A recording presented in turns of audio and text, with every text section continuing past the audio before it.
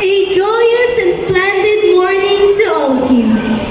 It is my pleasure to welcome our school's division superintendent, Madam Rowena Tizquiambao, CESA 6, to our public schools district supervisor, Mrs. Maria Luisa E. Santos, our esteemed principal, Ma'am Roxanne M. Vergara, honorable guests, Architect Jomar B. Labao, cherished educators of Baliwag South Central School, proud and loving parents, and most importantly, my fellow graduates. Today marks a new beginning for all of us. It is a momentous occasion that signifies a great accomplishment in our elementary journey. We made it through the sacrifices and obstacles we have faced. We conquered every challenge and achieved this great milestone. It is my privilege to stand proudly before all of you. As we celebrate this notable achievement, let us pause and reflect on the path that brought us here today. Sa loob ng halos 7 taon, nagsilbing pangalawang tahanan ko ang Baliwag South Central School. Ako ay isang simpleng mag-aaral na masaya na sa tatak ng bituin sa aking papel at sa very good na marka sa aking kwaderno. Noon, aral at laro lamang ang nasa aking isipan. Ngunit dumating ang pandemya at sinubok ang ating pag-aaral. Online class at modules ang naging sandigan natin. Sa kabila nito, naging posible ang lahat at naging bahagi ng new normal dahil sa mga dedikadong guro at mapagmahal na magulang na patuloy na sumusuporta at gumagabay sa atin. Ilang taon din ang lumipas bago tuluyang bumalik ang normal na pag-aaral na tila ba muli tayong nagsimula sa umpisa.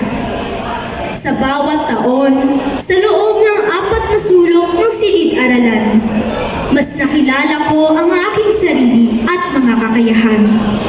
Nahasa ang aking mga talento sa iba't ibang larangan at pamumuno bilang isang officer sa loob ng 3 taon.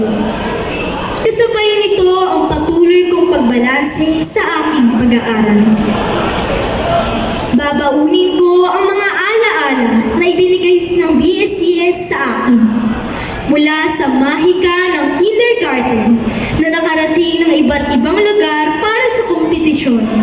Ang inyong matalik na kaibigan sa pagkukwento noong ako ay nasa 3 baitang. Pangsipang may disiplina sa taekwondo at sa aking pagtuklas sa mundo ng pagsusulat na nakaabot ng Bataan at Aurora para sa pakikipagpaligsahan sa Regional Schools Press Conference na hindi ko makakalimutan.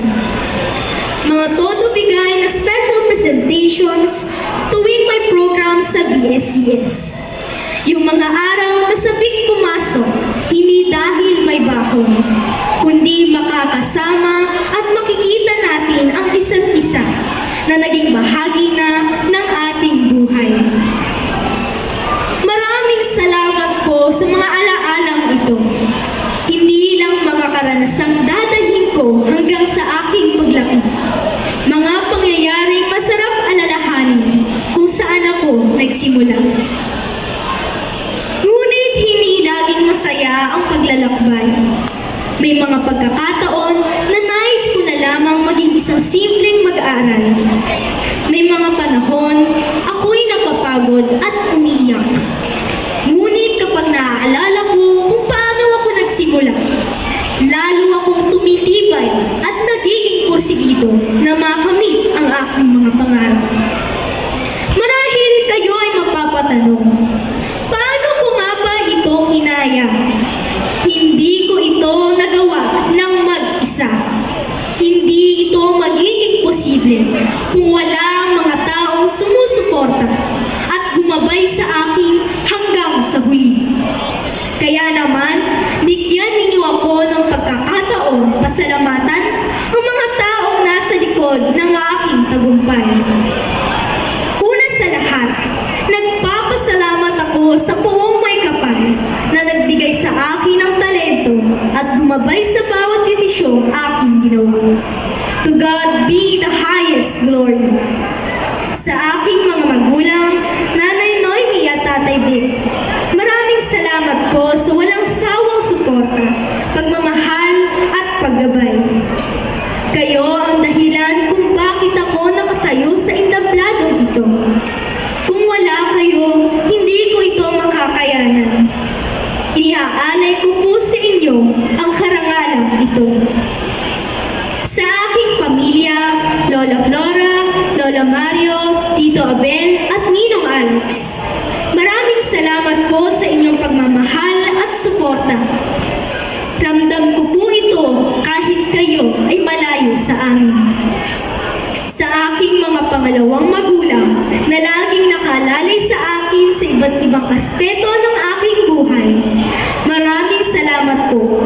Kahit hindi ko po kayo kaano-ano, ramdam ko po ang inyong pagmamahal. Tita Joy, Tita Irene, Tita Melissa, Tita Nova, at Tita Evelyn.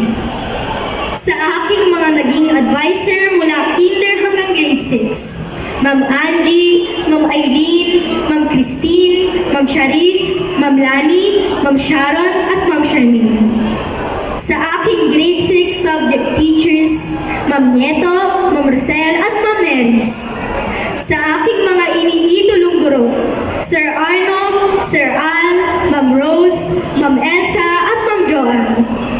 At sa lahat ng aking mga guro sa BSCS, maraming salamat po sa paghubog sa amin ng may puso at talino, lalo na sa mga gurong naniwala sa aking kakayahan. Sa aking coach advisor na si Ma'am Charmaine, maraming salamat po sa paggabay at paghubog sa aking kakayahan sa larangan ng sports. Sa aking mentor sa journalism, Ma'am Lani, maraming salamat po dahil sa inyong paggabay ay nahasa ko ang aking kakayahan sa pagsusulat. Pangako ko po na dadalhin ko saan man ako makarating ang mga aral at payo na inyong itinuro. Sa aming birth advisor na si Ma'am Bell at SDLG advisor na si Ma'am Neris at Ma'am Emery, maraming salamat po sa inyong tiwala at paggabay sa akin sa pamumuno. Sa aking mga kaklase at kaibigan na walang sawang sumuporta sa akin, lalo na sa pagbibigay ng lectures at updates kapag ako ay nasa training. Maraming salamat sa tunay na pagkakaibigan, sa hirap at saya. Maraming salamat sa inyo, Siley, Paula, Charles, Lance, Miel, Ninya, Nadra, Queenie, Katniss, at Aisel. Tunay niyang napakayaman ko sa mga taong sumusuporta sa akin. Kayo ang nagpapaalala sa akin na maging mabuting tao, magtiwala sa aking sarili, at mamuno ng may mabuting puso. Ang inyong pagmamahal at suporta ang nagsilbing lakas at inspirasyon ko upang mas pagbutihin pa ang aking ginagawa. Sa aking mga kapwa magsisipagtapos, maaari ko bang hilingin ang inyong pagtayo at humarap sa inyong mga magulang o tagapag-alam? Hindi sapat ang salitang salamat. Sa lahat ng inyong sakripisyo, sa bawat hakbang ng aking paglalakbay sa pag-aaral,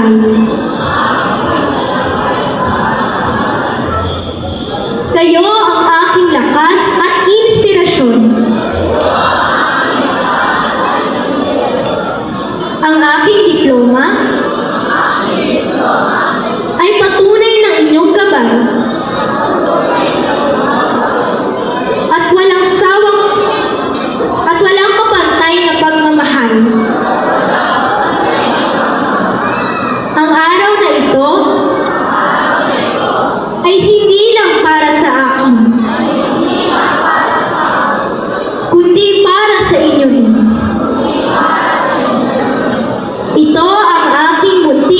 regalo.